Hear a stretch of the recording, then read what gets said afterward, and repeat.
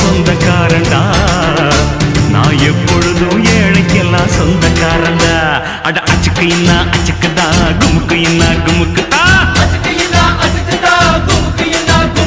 நான் ஆட்டோக்காரன் நாளும் தெரிஞ்ச ரூட்டுக்காரன் நியாயமுள்ள ரேட்டுக்காரன்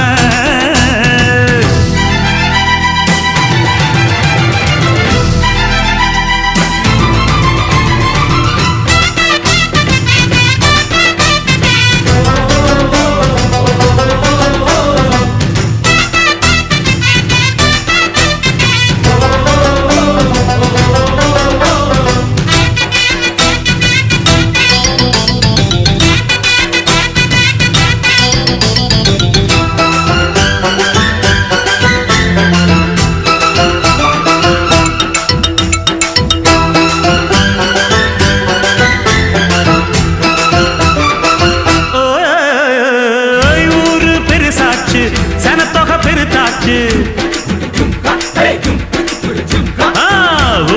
பெருசாச்சு சனத்தொகை பெருத்தாச்சு பஸ்ஸா எதிர்பார்த்து பாதி வயசாச்சு வாழ்க்கை பரபரக்கும் நேரத்துல இருக்கும் சாலைகளின் ஓரத்துல அந்த விலைவாசி குறைந்திருப்பதனுடைய பலனை மக்களுக்கு கொடுக்க ஒன்றிய அரசாங்கம் தயாராயில்லை.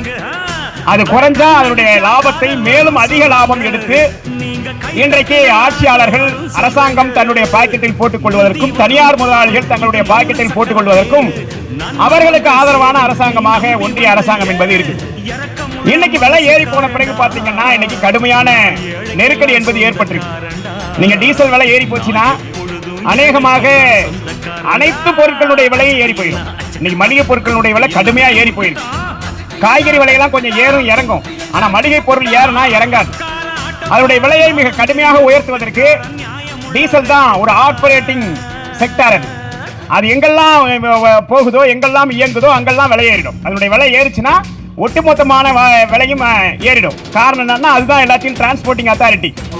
நீங்க டீசல் இல்லைன்னா லாரி இயங்காது. லாரி வாடகை உயருது. லாரி வாடகை உயர்றதால பொருளுடைய விலைகளும் இன்றைக்கு உயர்ந்து போச்சு. ஒட்டுமொத்தமா அரசாங்கம் ஒரு டீசல் விலையை உயர்த்தி பெட்ரோல் விலையை உயர்த்தி அதன் மூலமாக வரியை சம்பாதிக்கிறதுக்கு முயற்சி எடுக்கிற பொழுது ஒட்டுமொத்தமாக நாட்டு மக்களுடைய அவர்களுடைய உணவுப் பொருட்கள் உட்பட மருந்து உட்பட அத்தனை பொருட்களுடைய விலைகளும் உயர்த்தப்பட்டு தங்களுடைய வாழ்வாதாரம் கேள்விக்குறியாக இருக்கிற சூழ்நிலை ஏற்பட்டிருக்கு. சரி, இதனால ஆட்டோ தொழிலாளிக்கு என்ன பிரச்சனை? ஆட்டோ தொழிலாளிக்கு தான் பிரச்சனையே. என்னன்னு கேட்டா இன்னைக்கு ஒரு ரேட்டு நாளைக்கு ஒரு ரேட்டு சொல்லி யாரையும் ஏற்ற முடியாது. யாரா வருவாங்களா? இன்னைக்கு 20 ரூபாய்க்கு கிட்டுன்னு போனீங்கன்னா நாளைக்கு 20 ரூபாய்க்கு விலை ஏறி போச்சு 30 ரூபா கூட கொடுப்பாங்களா? நேற்று 20 ரூபா, அதுக்குள்ள எப்படி 10 ரூபாய் ஏறிச்சுப்பாங்க. அவ பிரச்சனை என்பது ஆட்டோ தொழிலாளிகளுக்கு மிக கடுமையாக இருக்கிறது. அரசாங்கம் ஆட்டோக்களுக்கு கட்டணத்தை நிர்ணயிக்கிறதுல அவர்கள் எந்த முயற்சி எடுக்கிறது இல்லை. கட்டணத்தை நிர்ணயிக்கிறதே இல்லை.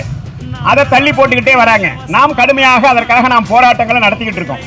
அந்த கட்டண உயர்வு என்பது உயர்த்ததுல அவர்களுக்கு பிரச்சனை. வாகனத்துடைய விலையும் உதிரி பொருளும் பாத்தீங்கன்னா ஏராளமா ஏறி போச்சு. இன்சூரன்ஸ் கட்டணம் பாத்தீங்கன்னா அது எங்கேயோ போயிடுச்சு, தாங்க முடியாத அளவுக்கு போயிடுச்சு. ஆர்டிஓ ஆபீஸுக்கு போறேன்னு வச்சுக்கங்க, லைசன்ஸ் ரினிவல், பர்மிட் ரினிவல் மற்றதெல்லாம் போனீங்கன்னா அது தாங்க முடியாத அளவுக்கு விலை ஏறி போச்சு.